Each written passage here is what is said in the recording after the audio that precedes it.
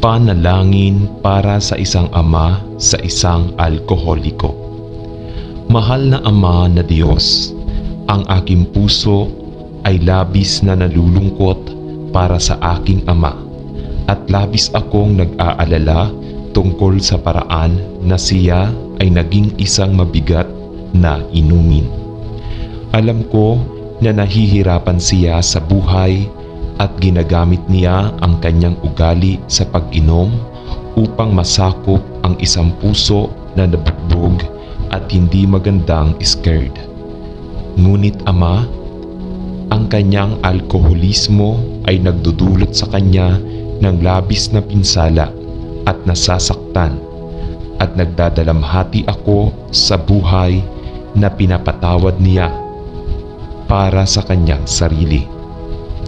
Mahal na Panginoon, tutulungan mo ba siyang maging malaya at kakilakilabot na pagkagumon na uminom?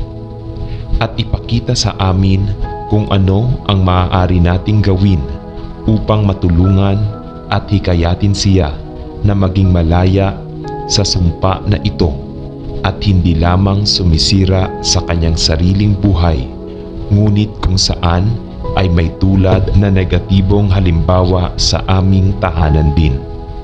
Panginoon, mahal ko ang aking ama, ngunit kami ay nagiging desperado at bumabalik sa iyo upang matulungan kaming tulungan siyang masira ang kanyang pagkagumon sa alkohol.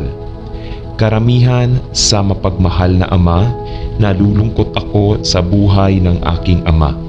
Inaakala kong hindi ko malalaman ang lahat ng nangyari sa kanya sa daan at hindi ko kailanman maisip kung ano ang panloob na sakit na tinatakpan ng kanyang pag-inom. Ngunit masakit na makita siyang nakakulong sa pattern na ito. At tulad ng pagkabigo sa atin, lahat tayo ay makakapagpagana sa kanya kahit papaano. Mangyaring tulungan kaming lahat na gumaling. Tulungan kaming gawin ang mga hakbang na kailangan namin. Tulungan ang aking ama na makita ang kanyang kawalan ng lakas bago ang pagkagumon. Hayaan siyang lumingon sa iyo para sa tulong. Amen. Panginoon na mapagpatawad, para sa isang mapang-abuso na ama, mapagmahal na Ama na Diyos, pumupunta ako sa iyo ngayon upang itaas ang aking ama sa panalangin. Panginoon, mas kilala mo kaysa sa iba kung gaano kahirap at mapang-abuso siya sa akin at sa iba rin. Alam mo ang pagdurusa, sakit at panlalait na kailangan kong magtiis sa kanyang mga kamay sa loob ng maraming taon. Ang aking nasasaktan at galit sa kanya ay tinging may awa at kalungkutan dahil hindi namin nakuha ang uri ng mapagmahal na relasyon na dapat magkaroon ng isang bata sa kanyang ama, at ito ay labis na kalungkutan sa akin.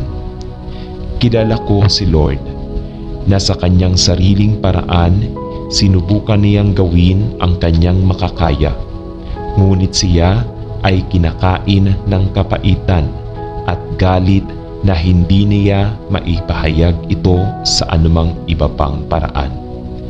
Patawarin mo ang aking ama, ay nagdarasal ako, at tulungan akong patawarin din siya.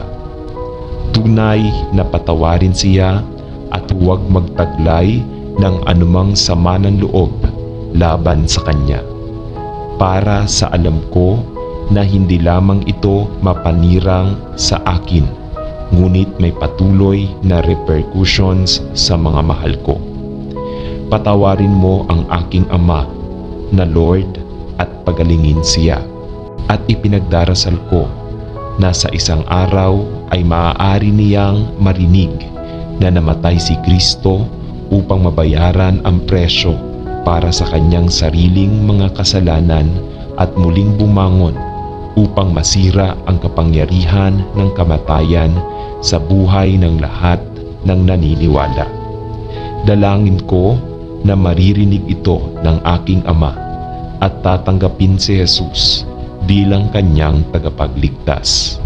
Itinatanong ko ito sa pangalan ni Hesukristo, aking tagapagligtas at Panginoon.